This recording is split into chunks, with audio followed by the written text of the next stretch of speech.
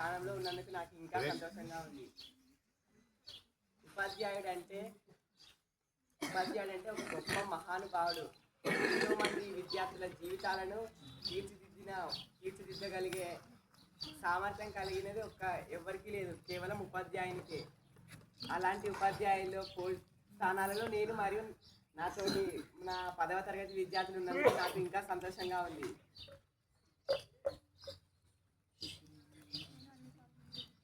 10వ తరగతి విద్యార్థులు కేవలం ఈ రోజు మాత్రమే స్వయం పరిపాలన రోజు ఉపాధ్యాయులుగా ఉన్నట్లే భవిష్యత్తు తరాలలో కూడా ఈ పోస్టులు కాకపోయినా కనీసం మంచి స్థానాలలో ఉండాలని నేను ఆశిస్తున్నాను. ముఖ్యంగా పాఠశాలలో విద్యార్థులకు గౌరవం మరియు బాధ్యత ఉండాలి. మనం 10వ తరగతి అయిపోతుందంటే మనది ఏమీ లేదు, ఇంకా మనది ఇంతటితోనే ముగిసిందని మనం ఎప్పుడు అనుకోకూడదు. 10వ తరగతి అయిపోయిందంటే మనది అప్పుడే తొలిగిపెట్టు.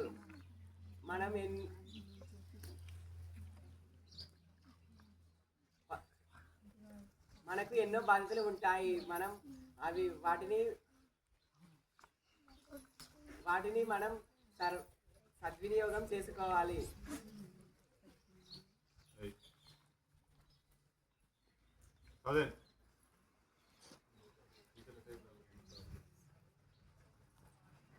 అందరూ ముఖ్యంగా నాకు నచ్చిన సబ్జెక్ట్ మ్యాథ్స్, కానీ దానిలో లేనందుకు నాకు ఇంకా బాధగా ఉంది.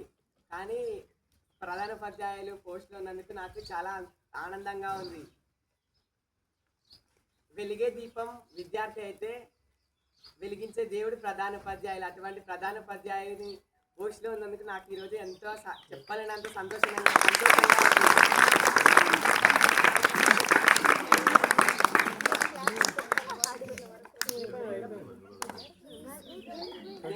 తెలుగు ఉపాధ్యాయురాలు అంజనమ్మ గారు ఎంతో ముఖ్యంగా ఆమెకు చాలా ఓర్పు ఉంటుంది. అంతే ఓర్పుతో మా క్లాస్లో కూడా అంతే ఉంటుంది. అంతకంటే ఎక్కువ ఓర్పుతో ఈరోజు పాఠశాలలో వివిధ తరగతులలో బోధించింది. తర్వాత విషయానికి వస్తే హిందీ మేడం ఎంత చెప్తుందో అంతకు తగ్గట్టుగానే సౌమ్య మేడం కూడా చెప్పిందని అనుకుంటున్నాను నేను. కానీ నేను కొన్ని క్లాసులు చూడలేకపోయాను కలెక్టర్ మేడంతో తిరిగినందువలన. ఇంగ్లీష్ మీడియం వాళ్ళైతే ఇద్దరు ఉన్నారు, వైశాలి మేడం, వెంకటేశ్వరి మేడం అయితే 9th క్లాస్ మరియు 8th క్లాసులో లెటర్ గురించి చెప్పిందని ఇంతకుముందు పిల్లలు చెప్పింటే విన్నాను. Vaishali madam I want face అని చెప్పింది. ఆ క్లాస్లో నేను వెళ్ళినప్పుడు పిల్లలు 6th క్లాస్ పిల్లలు అయితే చాలా బాగా చెప్పారు. 6th క్లాస్ నాకు నచ్చింది బాగా. ఇంతకుముందు డ్యాన్స్ కూడా బాగా సూపర్ చేసినారు. మ్యాథ్స్ 7th క్లాస్ చతుర్భుజాలు ఆ పిల్లలు మేడం అడుగుతుంటే ఎంతో బాగా ముందుగానే మేడం అడగకముందే వెంటనే సమాధానాలు చెబుతున్నారు. నాకు 7th క్లాస్లో అది బాగా నచ్చింది. Next physical science 8th 9th మాత్రమే ఉంటుంది. ఫిజికల్ సైన్స్ కూడా సూపర్ ఉంటుంది సబ్జెక్ట్.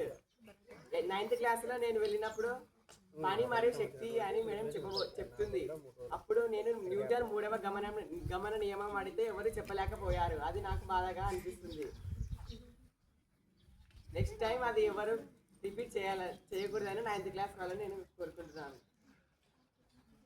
బయాలజీ హిందూ మేడం మరియు ఈరమ్మ మేడం అయితే సూపర్ చెప్పిందని పిల్లలు చాలా పొగిడారు మేడంని. హిందూ మేడం 8th మరియు 9th వాళ్ళకు ప్లాస్టిక్ని భూమిపై వేయకూడదు మరియు నేల కాలుష్యం మానవ చర్యల వలనే ఏర్పడుతుందని 9th క్లాస్ వాళ్ళకి ఎంతో చక్కగా చెప్పింది. Next social madam 9th class వాళ్ళకి మహిళల రక్షణ చట్టాలు అవి మహిళలకు ఎంతగా ఉపయోగపడతాయో 9th క్లాస్ వాళ్ళకి అచ్చుగుద్దినట్టు చెప్పింది. పేదరికం అవగాహనలో మనం పేదరికాన్ని ఎలా తొలగించుకుంటే మనం పేదరికం నుంచి విముక్తి కలుగుతుందనే విషయాన్ని 8th క్లాస్ వాళ్ళకు ఎంతో చక్కగా చెప్పింది. ఇంతటితో నా చిన్న ఉపన్యాసం.